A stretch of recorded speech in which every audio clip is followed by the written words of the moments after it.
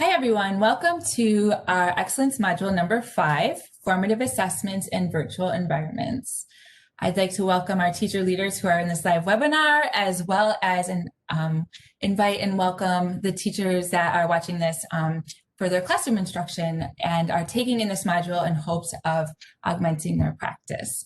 My name is Amy Ruhak. I'm an education specialist in the Exceptional Support branch, and the purpose of this module really is to support you in your classroom. And I really want to express a sincere thank you to everything that you've been doing over these past months. I know that it's required a lot of resilience and dedication, and your work is extremely valuable. And I want to express a lot of gratitude. So hopefully you'll find something in this module that will be helpful to you.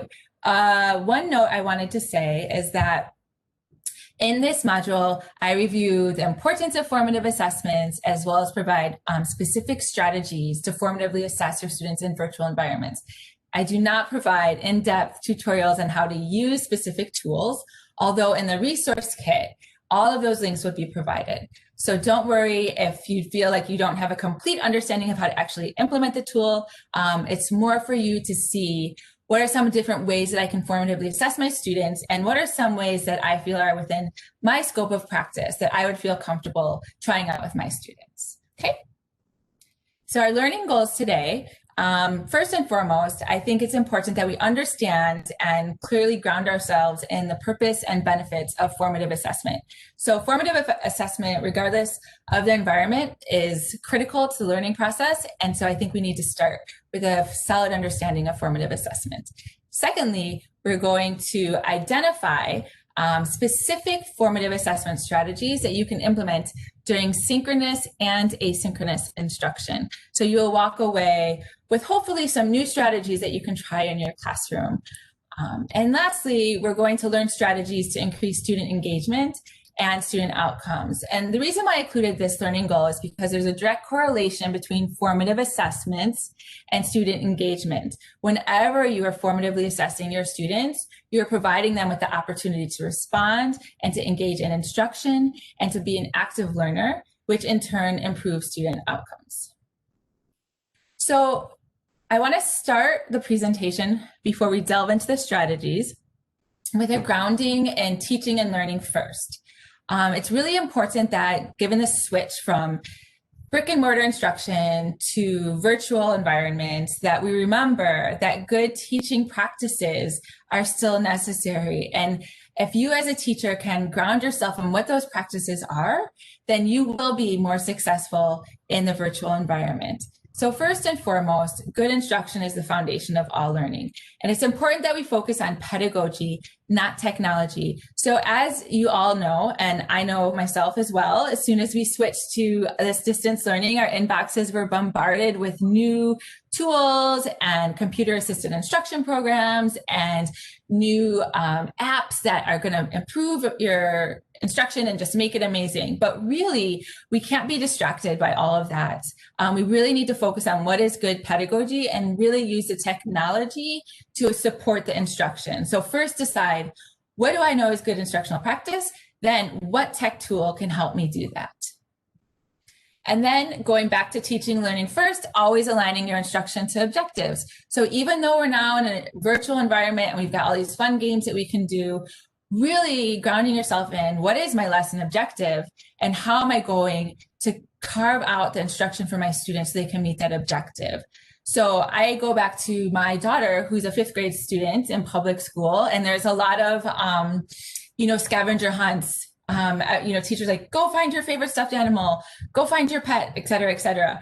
But really, that's important for building classroom community and social emotional learning and really trying to connect with their students, but then follow that up with, if you're doing this in the ELA lesson, a writing standard is writing an opinion piece. Why? Give me the reasons. Why is this your favorite stuffed animal? Really thinking about, we're not just getting the students online to connect, everything needs to be geared towards the standard and towards those objectives.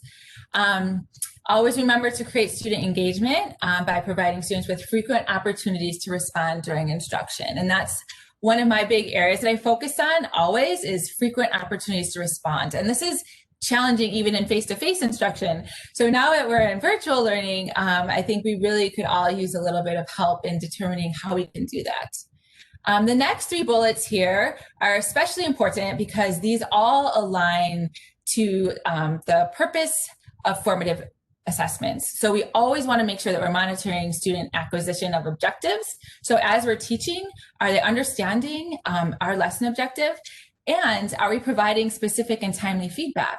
How are we responding to their performance? And how are we giving them specific feedback so that they're able to then master that objective?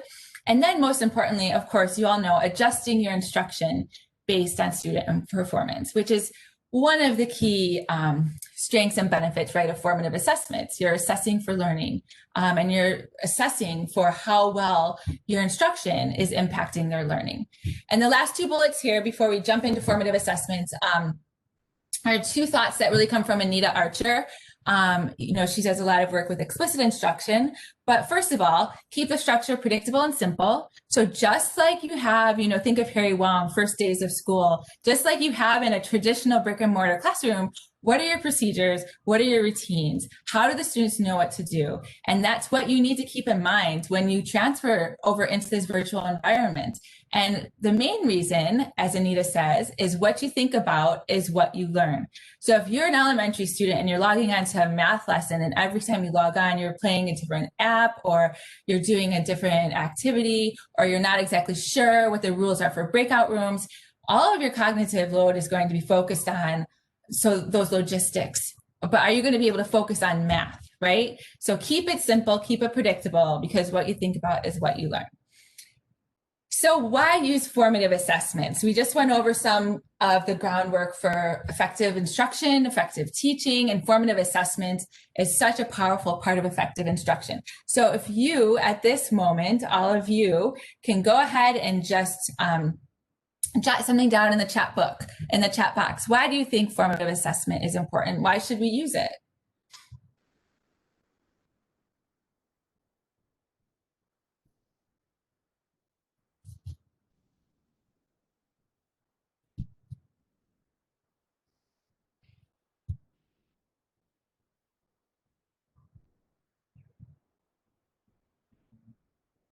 To help guide instruction. Yes, Charlie. To help guide instruction, to gauge learning, inform next steps, making sure the students are building up where you want them to go. Yes, definitely. All of those are reasons why we use formative assessment. And so I'm just going to go over a few. Keep them coming. Yep, I'm going to go over a few that I have down here, and I think that will probably be all in alignment. So we're all teacher, leaders, experts. So we want to assess for learning, right? We want to see, are our students learning? And we want to do that in a way that allows us to personalize the learning, right? If the students are not learning, it's important that we formatively assess them, because if we wait until a summative or we wait too long, then they're going to fall behind. But if we assess them formatively, we're able to target the discrete skills that they're struggling with. Formative assessment, there's a lot of research that's been done, actually enhances motivation, because with formative assessment, you have more opportunities to engage and you have more feedback from teachers, which actually does enhance motivation. It increases student engagement, as I said. You gather in the moment data about student understanding. You can respond to student learning needs, provide specific and timely feedback, inform your teaching practice, just like I saw someone else write in the book. So those are some of the benefits and reasons why we use formative assessments. Now I'm going to go ahead and ask you, what are some types of formative assessments? So if you can go ahead and throw some of those in the chat box, we'll see what you come up with. I think it's interesting that formative assessments, there's such a varied amount of ways that we can formatively assess our students. So whiteboards, yes, definitely. Whiteboards, and whiteboards are still excellent. Yes, one-on-one conversation, thumbs up, thumbs down. Discussions, definitely. Fist to 5, think, pair, share. Thank you. Exit passes, yes. And I think you'll see on my list here that you've covered a lot of those. So warm-ups, sometimes people call them bell ringers, admit slips. So these are typically looking at what they students learned the day prior. And you'll have that information to glean their understanding, but then also you're priming them, right, for the lesson. Intentional questions or prompts. So simple questions are types of formative assessment. So thank you to whoever put the questions in there. Collaborative projects, discussions, formative quizzes, student presentations, video demonstrations, homework, self and peer assessments, student portfolios, exit slips. So if you look at this list, you can see that there's a whole range of formative assessments. And so I think that sometimes teachers, maybe administrators, get a little bit confused because they think of a formative assessment and they think of a quiz. But a quiz is too late, right? We are always formatively assessing our students from the moment the bell rings to the moment the bell ends. Even simple student observation, when done with intention, is a type of formative assessment.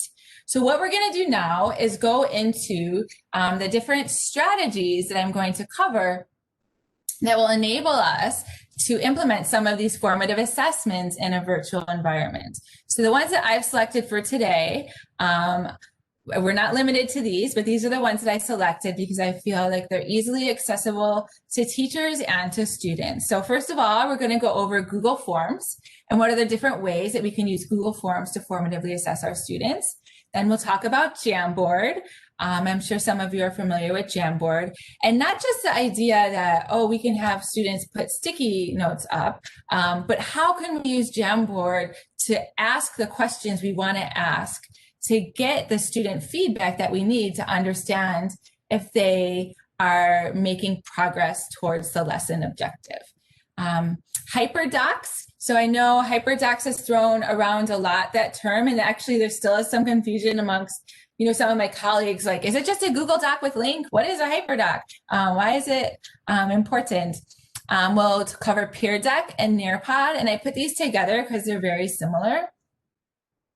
And then, of course, we're going to go over low-tech strategies because I'm a huge fan of low-tech strategies. I think these can be really useful, especially for younger students. And I don't think that teachers necessarily need to be using, 10 different tech tools, and some can get pretty complicated, but low-tech strategies. The first one being how to pose effective questions during synchronous sessions.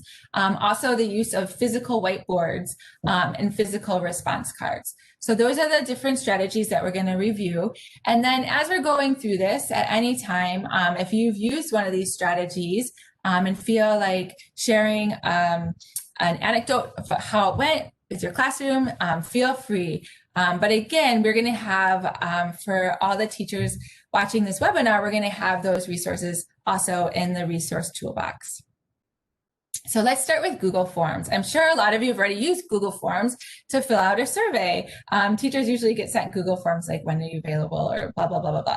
We can use Google Forms with our students, and they can be very effective. So just in general, it's included in Google Suite, and teachers can use them to create different types of forms to collect formative assessment data that's either aligned to specific lesson objectives or student goals. So student goals that are different from lesson objectives. And I stress that because they can be used to really progress monitor, say, students with IEPs. Look at their IEP goals that are not always necessarily addressed, or struggling learners or English learners. It just doesn't have to be lesson objectives. It's a really great way that you can individualize your formative assessments. It allows teachers to use, as you know, both open-ended and closed-ended questions. And there's various types of questions in Google Forms. So as you're creating your form, you can use checklists. There's a list of items that students can select from. There's rating scales, multiple choice, short answer, and paragraph text boxes. And I also want to mention that Google Forms are really useful in doing temperature checks with students to check in on their mental well-being. A lot of teachers I know use them to ask their students, they check in the morning, how are you feeling today? Is there anything that you're struggling with? So not related to academics at all. And that I believe will be covered in another one of our excellent modules, but that is also a way that you can use Google Forms. And you can use pictures if they're elementary students, check the picture that shows how you feel. And it's a great way to communicate with your students.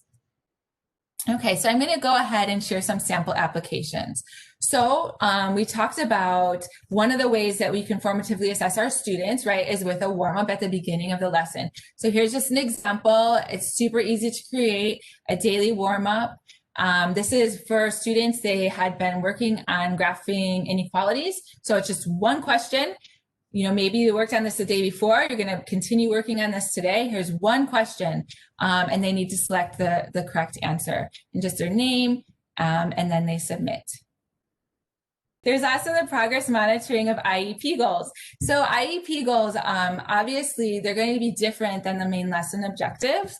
So with IEP goals, it's important that teachers are able to monitor students' growth on their IEP goals. And by law, it's something that they need to be doing. So you can actually create a Google form for an IEP goal. So in this instance, the IEP goal for this student is to compose paragraphs with a topic sentence, detail sentences, and concluding sentence in 3 out of 3 consecutive trials.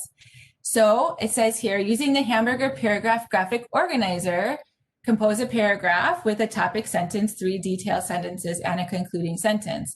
And then if you look at it, you can even include the graphic organizer that the student uses as a scaffold. And so if you have a student and this is their IEP goal and you're their care coordinator, you can have them practice this every week, right? And so they'll have that data over time. So you can use that to help them really practice their IEP goals and objectives. The next thing we have is an example of a quiz, right? So say you're practicing fractions, decimals, and percents, and now you want to review the material. So here you can see on Google Forms, it's really interesting because you can collect a lot of different types of prompts that you can really get at student understanding. So the first prompt is a word problem. The second prompt actually includes an image, a picture. So use a coupon worth $20 off your entire purchase or 20% off your entire purchase. And then which option would you choose and explain your answer, etc. And even down to the bottom one, there's an image of actual student work and the prompt is spot the error and explain what went wrong. So you can really individualize the forms to create quizzes that actually gathers really substantive feedback so you know where your students are and how they're doing. Okay, and then the next example we have is parent feedback. So this is something that's also really valuable, especially for students who are struggling learners, or students who may be at risk, students who are English learners, students who have IEPs, students who are working on behaviors and skills that you might not be able to see because they're happening at home. So for instance, in this example, this student is a young student and he actually has a target behavior of initiating conversations with his parents and siblings at dinner. So this is actually sent to the parents. Parents, please provide feedback on your child's performance on the following target behavior. The target behavior is answering questions posed by parents and siblings at mealtime. So we're talking about a young student or even an older student who might have ASD, and this is one of their goals. And so this is the only way you're going to get this feedback is from the parents. So you can actually create a document for the parents. And lastly, you can, of course, use them for exit tickets, right? So say you're in 5th grade, like my daughter. A lot of my examples tend to be from 5th grade, although I have some high school examples as I was a high school teacher. But here's an exit ticket. They're reading Blood on the River. So what is the theme in Blood on the River? Include 2 specific examples from the text to justify your response. Boom. At the end of the lesson, you have all of this information from your students. You know if they understand theme and you know if they can find evidence, right? So it's very much aligned with standards. So those are Google Forms. Some things that you want to consider when using Google Forms. You can use a quiz setting to create and grade quizzes if you want to administer them to a larger group, like your whole class, and it helps you to organize their feedback and the data in Excel sheets, and so it's very easy to manage. You can individualize assessments like I showed you based upon student need. One of the things that you really need to do, though, is to ensure student responses capture the data that you want to assess their understanding, right? So making sure, going back, this is just good teaching. Is my prompt actually going to assess their understanding of the lesson objective or their individual student goal? And then, of course, always following up with individual students who are responding incorrectly to determine their misunderstanding. So then it's sort of like, here's a big screener, and now I'm going to go in and do a diagnostic. Like, why are you not understanding this? Where is it falling apart? And Google Forms, as you saw in my demonstrations, can be used for both synchronous and asynchronous instruction, right? So you can use them at the beginning of your lesson, the end of your lesson. You can use them for students with IEP goals as they're working throughout the week, and for parents. Okay. Does anyone have anything they want to share about Google Forms before we go on to Jamboard? And I will just give you a couple minutes, but if not, that's okay, because we will, it is included in the resource toolkit. Okay, so for Jamboard, Jamboard is also, it's a free software included in Google Suite. Really what it is a digital whiteboard that facilitates real-time collaboration. In the chat box, can I just have a thumbs up for anyone who's used Jamboard with their students? Yeah, I can see Antonia nodding. Mickey, yeah, Christy, okay. Yeah, so Jamboard, it is a pretty easy and powerful facilitation tool. So what you can do with it is you can use images, text boxes, pens, electronic pens, or sticky notes, right, to collaborate with your students. And both teachers and students can edit the whiteboard. It's important to know that teachers need to save the whiteboard as an image or download as a PDF. And what it does is it enables teachers to collect that formative assessment data, right, in real time during those synchronous lessons. But you can also use it asynchronously, as you'll see.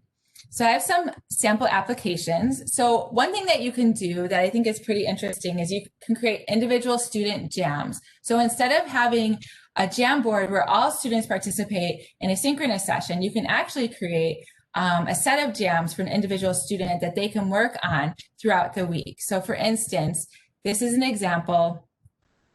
It's called Mia's Jam. So the prompts could be anything you want, but you can have a compilation of sheets of work that she's working on Monday, Tuesday, Wednesday, Thursday, Friday, right? So it's an interactive journal that you can provide feedback on, and you can tailor it to that student's particular learning goals and objectives. So that's an individual student jam, and it's also really helpful for IEP goal progress monitoring. You can also create 4 corners. So just like you would in a physical environment, you use 4 corners. You say those who choose A, go stand in corner A, those who choose B, C, D. So you give the prompt, and all the students need to do is to take a sticky note and write their name and place it on either A, B, C, or D. And this really gives you a quick check of their understanding as you're in the middle of your lesson. And the important thing to remember, though, again, is it's not just about the technology, right? We have to remember the purpose behind the strategy. So after the students select A, B, C, or D, we need to make sure that we ask them why. Why did you choose A? Why did you choose B? And have that rich discussion about their reasoning. So it's not just about using this as a fun tool. We want to make sure we get that information why. Another example we have, of course, is the good old KWL, and this is something that all students can use at the beginning of the lesson. What I know, what I want to know, what I learned. Again, just grab a sticky note. All the students can do this and just plop it on there. And then you're able to activate their prior knowledge with what you already know. It's a nice anticipatory set. You're bringing them all together. You're priming them for the lesson. What do you want to know? And again, it's something that they're familiar with. And I think that that's really important, because if students are used to using this in brick and mortar, I think that they are better able, I know they're better able, they have the cognitive capacity then to more fully participate in the instruction. Let's see, another example I have is JotSpot. So this one is pretty neat, because with this one, you can pose a question and you can actually assign students numbers, and maybe you ask an open-ended question, and then if I'm number 5, I take my sticky, I respond to that question, and I put it in spot number 5, right? So you know who's who, and you're able to gather that data, and it's anonymous for all students. So that's something that's also really helpful. And the thing about this that is really great too is that it's whole class. And I have to stress that with formative assessments, you get the biggest bang for your book in terms of student engagement and data if you're doing whole group formative assessments. It's very, very helpful. Of course, you're going to then look at and see who is struggling and drill down and try to figure out how you can support that student. But we want to make sure that we're really involving everyone instead of just calling on individual students while other students are not really engaged. Another example we have is pros and cons. So this one, it could be used for older students. You can come up with an issue that is debatable, like what are the benefits or negatives of genetically modified seeds, right? So then here's a pros and a con. You have a thumbs up, a thumbs down, and then you ask students, okay, what are the benefits? Grab a sticky, put it under the thumbs up. What are the negatives? Under the thumbs down. And then now we have a discussion and you provide a justification for your rationale. So that's another one that's really helpful. And this one I really like because with Jamboard, it's super easy for teachers and students to search Google Images. You just go to the image button here and you can Google any image and they pop up. And it's really neat. My sister is a special education teacher and she has third grade students and they made their own collage of what they're thankful for. And so they went into the Google Images for Thanksgiving and came up with like the best pictures. It's like, I'm thankful for pets. And it was a picture of like 100 dogs, so it's really cute, like the type of engagement that it can create. But for this, this is something that you can do as the teacher, if you're talking about the water cycle process and you want to test your students' ability to observe this cycle and then provide feedback on the cycle, you can say, okay, now grab a sticky and tell me what you see in this process.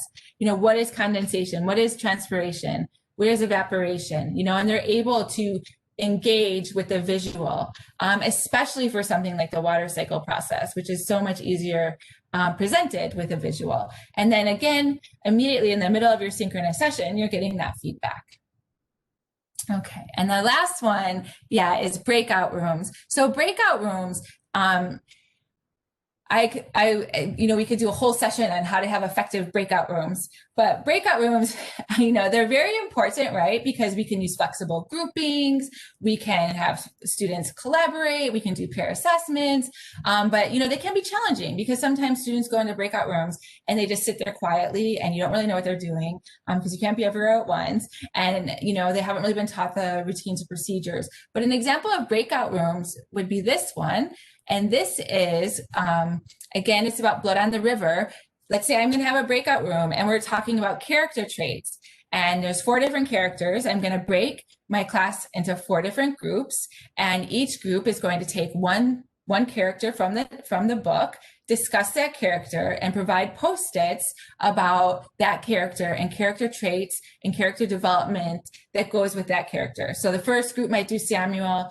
The second group would do Captain Smith, the third group would do Pocahontas, and then the fourth group would do Richard. So that's just another way of how you can use Jamboards to help add accountability to breakout rooms. And also you're getting that immediate feedback, that immediate data of what they know and what they understand, and if you need to adjust your instruction. So here's just some things to think about with Jamboards. Number one, it's really important to review norms and responsible digital citizenship because students can erase everything, right? So as a teacher, as soon as you give them edit access, they can erase your work, they can erase their classmates' work. So it's just really important to review those norms and just how to be responsible digital citizenship. And like any tool, you need to teach your students how to use the tools.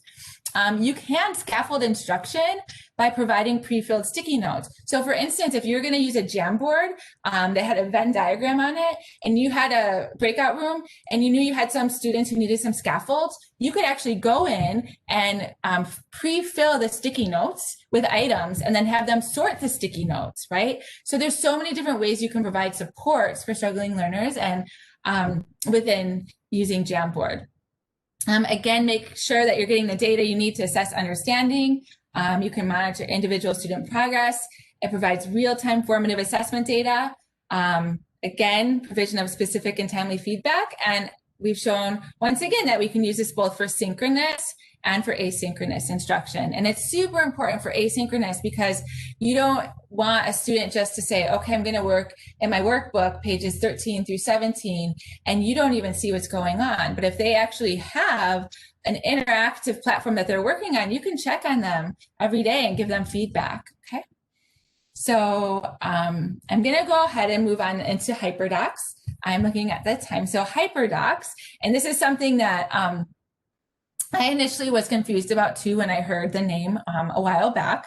I was like, so it's just a Google Doc with links, but that's definitely not true. HyperDocs are actually intentionally designed instructional lessons in one place. And there's instructional design is embedded into that document. And yes, the document does include links. So there are hyperlinks in that document, but the hyperlinks are meant to support each stage of that instruction. So it's not just a list of resources. And also in the HyperDoc, there's room for students to continuously respond, and you can see their responses and provide feedback to their responses because it is a live document. So it was originally coined by Lisa Highfield, Kelly Hilton, and Sarah Landis, and they have the HyperDoc handbook in case you're interested. And it's really an instructional, interactive Google Doc, or some people use Google Slides, but you can use both. And there's so many different things it can do. So you can provide real-time formative assessment data, right? So if I created a HyperDoc for a lesson on electricity, which I'm going to show you a sample, then I can see my students' understanding as they're working through this document, even though we're not together in real time. Really importantly, it provides students with multiple means to engage with content and multiple means to express their learning. And it really leverages technology to provide just those multiple media, multiple representations of content. And so really, if you're looking at this, this is a perfect platform to really honor the tenets of universal design for learning. You have all of the different criteria right there. And so they're really powerful documents. They can replace static worksheets and textbooks because they are very dynamic. And it can supplement in-person or synchronous instruction. So it was originally developed around the 5E instructional model. And that model but you can use any instructional model and plan it intentionally as a teacher. It doesn't have to follow this, but this was the original model where first you engage the student, you activate prior knowledge, then you have them explore the topic, then they have to explain their learning, and then they get to elaborate and dig deeper. And at the end, you do the final evaluation, but there's a lot of formative checks along the way. So here's a sample application, and I'm just gonna show you briefly this lesson on charges and static electricity. So you can see here when it comes up that there's going to be, well, it's really bright, it's appropriate, it's electricity, but when it comes up, first you're engaging the student, you're like tapping into your knowledge, make a bulleted list of what you already know about electricity. And as a teacher, if a student's working on this at home, I can see what they're doing and what they're adding. And then it really engages them. It's Intro to Electricity, and it says, watch this. So I'm not going to take you there, but it goes to a video, and it's Bill Nye, and it's all about electricity. And then after they're done with that, it comes back, and it's like, now after watching the video, 3 things I learned, 2 things I want to know more about. And then down here, you really bring the student into this exploration phase. There's graphics, there's different online activities, there's different videos. So it's really drawing the student into electricity in a way that's much more meaningful than if they were on their own and reading through a textbook about electricity. And it's also providing you with an opportunity to see what they're learning as they're going through it, because there is an evaluative piece. And here's a drag and drop. So drag and drop electric charges into positive, negative, neutral. So you can see there's so many different ways to express yourselves. And the final actual assessment is looking at this picture and having the students draw and label on the picture what is happening. So this is an example of a HyperDoc, and teachers can create their own. It's really important, though, to make sure that it has instructional intent, right? It's not just a list of links, and it's not passive. The student is active in this creative learning process. And so you can follow the 5E method, or myself, with my background being more in special education, I would definitely start out with like this huge modeling piece. Like, let me show you in all these different ways how we're going to tackle this task, and then move more into the guided practice, and then giving them feedback virtually and stuff like that. So I think it's really exciting way, especially to work with our students when when we're working virtually, but they're also working independently throughout the week, right? And then here's just a link to the HyperDoc page where there's lots of examples, templates, and design considerations. And some things to think about with HyperDocs, again, it's not just a list of links. You have to pay attention to the embedded instruction within the document. You can individualize instruction, provides, again, real-time formative assessment data, enables provision of specific and timely feedback, and well-designed HyperDocs really create engaging opportunities for students when they're working with asynchronous learning. Okay. So Pear Deck and Nearpod. So these two I have together because they're sort of similar. Has anyone used Pear Deck or Nearpod? Oh, okay, so I think they're super amazing. And I'm just going to go over a few of the reasons why. I want to start out with the fact that they are freemium extensions, like many things we find. You can start for free, but then it's very limited, right? Then you're like, oh, I want this feature. And then all of a sudden you have to pay. And then it's, are you paying for it? Is the school paying for it? I don't know. So just a warning, they're freemium. So it starts for free, but then you do end up having to pay. But they're add-ons for Google Slides. So basically what it is for both of them is you're planning your lesson and say you're going to give a synchronous lesson. You create your Google slide deck.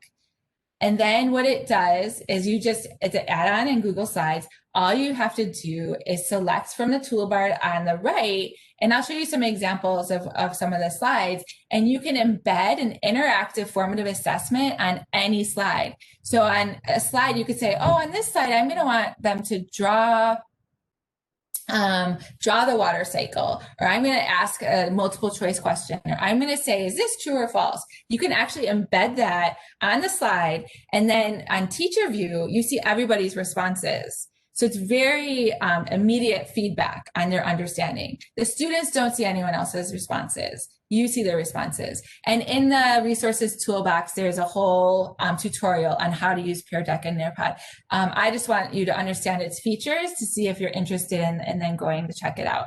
So as I said, teachers can edit their own slides that they've created, or you can use pre-made slides for different content areas and grade levels. So Nearpod has a huge library according to content area, standards, grade level that you can just select from there, or you can create your own slides. It enables easy formative assessment opportunities that you can include throughout the lesson. So they have multiple choice, drag and drop, fill in the blank, students can draw. They're really interactive presentations. So actually I wanted to do this presentation in Pear Deck because then like on each slide I could be like, okay, go ahead and engage and give me your response. But then I'm like, oh, that would be a really long presentation. But it does improve student engagement. Teachers can view students' responses in real time and then of course adjust accordingly. So if the answer that you want everyone to select is A and most people are selecting D, then obviously you need to stop and reteach or ask more probing questions about what might be some potential misunderstandings. And there's also an audio feature to enhance the slides. So like many of these other products, you can use them synchronously. So as you're giving a lesson, or you can use them asynchronously. So if I create a slide deck and then I add the features from Pear Deck or Nearpod, I can also record my voice talking over the slide. And so this can provide even more scaffolds and more level engagement for students. And it actually is really easy to do. So here are some sample applications. So what I did is these are actual slides selected from Pear Deck and from Nearpod. So this first one from Pear Deck, if I'm teaching a science class and we're talking about levers and pulleys and levers, right? And we all know that in science, claim evidence reasoning, CER, is a very powerful strategy that students use all the time. So in science, my question might be, do levers make work easier? So I could put that up there in my question. And then it'd be up to the individual students to write their claim, like, yes, levers make work easier. And then they have to enter their reasoning and then the evidence. And as a teacher, so the student is looking at this slide, they simply are just typing. It says right here, students draw anywhere on the slide. So they're just like writing right in here. And as a teacher, I get this for each student. I see their slide and what they're writing in real time. Here's another one. So use the word bank to label the diagram. So a lower level cognitive question. So word bank, mantle, over here I write, where's the mantle? Inner core, where's the inner core? Crust, outer core, etc. And this is just part of my Google slide. And I was able to just add this assessment question right here. There's other types of responses, so short answers. So explain how you got to that answer. I can prompt my students, give me 3 sentences. How did you get that answer? And then I see all of their information. They don't see anybody else's work unless I choose to share it, but I see all of my students' work. Next one is a statement true or false, pretty simple, right? I see everyone's vote, and then I get an understanding of where they're at. Okay, these slides come from Nearpod. So this one is sort of a self-assessment. How do you feel about using arrays to solve multiplication basic facts? So then they can choose A, B, or C. So A, I'm confused. B, I need more practice. C, I'm a pro, right? And this is anonymous. Their classmates aren't seeing this. I just see this as the teacher. Here's another Nearpod example. So using the drawing tools, write a multiplication basic fact that matches the array. So of course, they're just going to write right here, right? 4 times 5 equals 20. Boom. And then I see everyone's responses. And here's another example. You can do fill in the blanks. So this is a science lesson about electrons, protons, neutrons, just about atoms. And so the students have to drag and drop the correct words into the blanks. And so I can see my students' responses and see if I need to go ahead and reteach. So I think that it's a very powerful tool, and I have to say that it is pretty easy to navigate and to add onto your slides. But there are, of course, some things that we need to consider. So first of all, as always, right, making sure it's aligned with the lesson objective. With a tool like this, it's so easy to go crazy, and have a formative assessment question on every slide. And it's oh my gosh, look at this participation. But really, are those assessments necessary? And are they really getting to the student understanding of the lesson objective? And of course, are you getting the data that you want? And this is the thing that I need to share about Peer Deck. And I know that one of you mentioned that you had access to Peer Deck from your school because someone had paid for it. But the free version of Peer Deck, this is really important to know, does not allow teachers to view student work, which I think is a terrible bait and switch, because they allow you to embed all these formative assessments and the students get to engage, but then as a teacher, you don't get to see what their responses are. So really, that's not, sort of defeating the purpose. You want to see their understanding. So, but that does, you do have that teacher dashboard with the next version up. So I know some schools have paid for this, so you would have that ability. And Nearpod, actually, you can view student responses with the free version. So it might be something to consider. Another thing you need to consider is being mindful of class size and your ability to review feedback in real time, right? So if you're going to have a class of 20 students and you're asking for them to type up, a short answer response, that's just not feasible for you to ascertain and read all of that and immediately make a formative decision, right? It's just like if you had the students sitting in your classroom, you can't run up and down 20 desks and read all of their short answers. So if you have a lot of students, then of course your questions are going to be more close-ended, right? Sort of temperature checks, who's getting it, do most of our students get it, etc. But a really cool feature of Peer Deck and Nearpod, which I also really love, it's sort of like the HyperDocs, is if the students are working asynchronously, they can go through the slide deck on their own. So I can create my slides, I can add the formative assessments, and I release it to the student, and it's student paced. So now the student is going through this and all the assessments are embedded on the slides. In that instance, it might be more appropriate to involve questions that, do elicit lengthier responses, because it's not as if you're in the immediate moment trying to get respond to that feedback with a whole class. Again, you can scaffold prompts to support struggling learners. So instead of having, like you saw in the last example of Nearpod, instead of having them fill in the blanks, you can have the words already there and they can drag and drop. You could actually, if you have short answers, for some students, you could have sentence starters and they just finish the sentence. So if you're providing scaffolds for English learners or students with IEPs, you can definitely do that with these programs. And I really, again, think that the student-paced mode, just like HyperDocs, is an effective method to formatively assess students in asynchronous learning environments, because you can see what they're doing and you can intercept a lot of misconceptions before they get too far along in the learning process. Okay, so really quickly, we're just going to go through some low-tech strategies, and I really want to highlight that these are super important.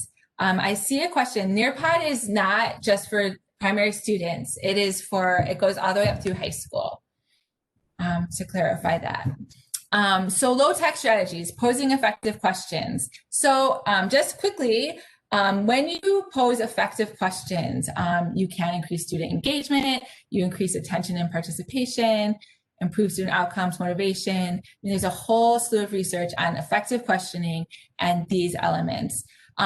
Additionally, you can highlight important lesson content, right? So if you're asking a question about something, that alerts students to the fact that, oh, this is probably important. This is the meat of the lesson. This is what I should be focusing on. And you can also focus their cognition on the lesson objective, right? You have the ability to sort of narrow their vision to what is important. It also helps them to build their own knowledge. So exposure to discipline-specific vocabulary. When you're posing questions and you're using academic vocabulary, disciplinary vocabulary, you're exposing them to that vocabulary in a safe space. So some things to think about, as you know, some people call it wait time. I like to call it think time, because we're not just going to wait, we're going to think. So always embed adequate think time. So that means that you have to make sure that you teach routines and procedures for effective use of the chat box. Because as I'm sure you all know, as soon as you pose a question, the same few kids will immediately type it into the chat box. But just like in the classroom, the same few kids will immediately raise their hands or shout out the answer. So what we want to make sure we do is when we pose questions, we tell the students to wait before they type it in the chat box. And you could either do a countdown or you could use an alarm. And when you sound the alarm, then they can put their answers in the chat box. So nobody is looking at other people's answers or just waiting and not doing anything. As you're planning your lesson, of course, intentionally plan your questions and consider what follow-up probes. So if you're teaching a lesson and you're familiar with areas where students struggle, make sure when you're thinking about your questions, being mindful of the areas where they struggle, how are you going to guide them? What are your follow-up questions to get them to the understanding that they need to have? Of course, use low to high cognitive questions, depending upon readiness, grade level, and purpose. So if we're just starting out a lesson, our questions are going to be probably more about recall, identification. But as we're moving on, we hopefully get to, evaluation and synthesis. So thinking about Bloom's taxonomy and Webb's depth of knowledge. And always, whole group questioning is more effective than individual questioning. So what I would say, and this is just how it is in brick and mortar setting, if you're going to ask a question, you announce to the class, I'm going to ask, I'm posing this question, I'm going to give you some think time, and then I'm going to call on an individual to provide their response. So what you've done there is you've activated everybody to think, right? Because they know someone's going to be called on, and it could be them. And they're not going to want to be caught off guard. But if you say this question is for so-and-so, everyone else will probably shut down. So just being mindful of all those effective questioning techniques. So whiteboards, just like you use them in school, it's appropriate across content areas and grade levels. It can be used during any part of the instructional cycle. So if you're doing an anticipatory set, if you're doing guided practice, or if you're doing at the end, sort of an exit assessment. One of the benefits is that, it's familiar procedure and it's easy for young students to use. It allows for different types of prompts and complexity of questions, like I just mentioned. And the procedures, you pose a question to check for student understanding, you provide think time. and students respond to the prompt and demonstrate their understanding. And then, of course, what you're going to do is adjust your instruction according to their demonstration of their understanding. So some things that you can do, they can solve math problems. You can have them list character attributes in an ELA class. You can write a sentence and have them write down the word indicating various parts of speech. You can have them provide correct vocabulary words, and this can be used across all disciplines. You can have them create a drawing to represent, again, a scientific process, the setting or theme of a novel, the mood of a poem. So you can use whiteboards, I think, way more diversely than they're used. I think a lot of times we tend to think that they're just like for math, but you can use them across a lot of content areas. Some key considerations, as always, provide ample think time. Be intentional when developing prompts and questioning. Ensure, of course, that the student responses provide the data you need. Ensure the student work is aligned with lesson objective. And if you do want an online option, you can go to whiteboard.fi, and they actually do have onboard whiteboards, online whiteboards for whole classes, if you want to check that out. Although I am a big fan of the typical physical whiteboard. Okay, low tech strategies. Another one, response cards. So again, appropriate cross content areas and grade levels can be used during any part of the instruction. It's a familiar procedure. Again, you pose the question or the prompt aligned with lesson objective or targeted skill, and you make sure all students engage. And so there's a lot of different types of response cards. You can use colored pieces of cardstock. So green meaning yes, red meaning no. You can have cardstock with letters, so A, B, C, D, to respond to multiple choice questions. You can have a paper point out where you actually have a slip of paper and you have them write on the paper A, B, C, D, and then you just have them point A, B, C, D. You can have them use popsicle sticks and pinch or clip cards where you have a card and then there's like a clothespin on the side or a paper clip, and they have to move the clothespin or the paper clip to the correct answer. Okay, so some considerations, again, provide ample think time, making sure you're getting that data that you need to assess student understanding. One neat thing you can do with response cards is make them relevant for the specific content area. So, you can do true or false, but, if you're working in science and you're working in a unit about mammals and reptiles, you could have a card that says mammal, card that says reptile. If you're working on word problems in a math class, you can ask, what would I do in this word problem? Add or subtract. If you're working in social studies or science, you can, is that a fact or an opinion? So you can customize them according to content area. One thing to be careful about is that response cards give limited insight into student reasoning, right? Because it's sort of those lower level cognitive questions. So after responses are given, again, it's important to explore the explanation for their selection. And then, of course, follow up with individual students who respond incorrectly. So before we close out, I just have a few general tips and reminders. And then I am excited for all of the teachers out there to go into not only the links in this webinar, but also our resource toolbox where we have tips and examples, authentic examples from classroom teachers across the state. So I'm just going to finish with these quick general tips and reminders. So again, good instruction is the foundation of all learning. So I think that I've stressed that throughout this presentation. It's important to always create student engagement by providing students with frequent opportunities to respond.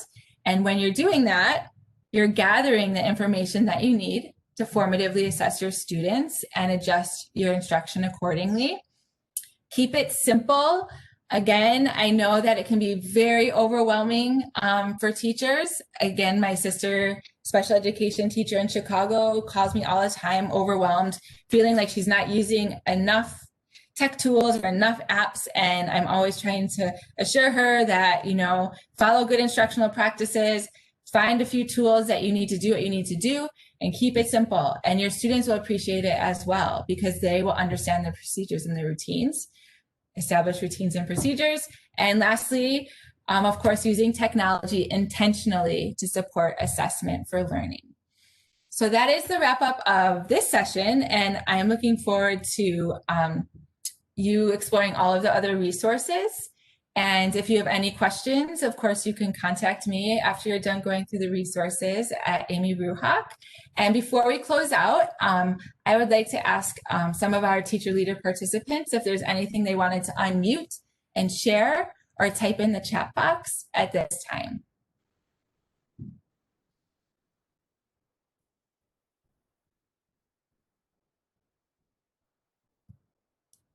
And I'm going to give you ample think time.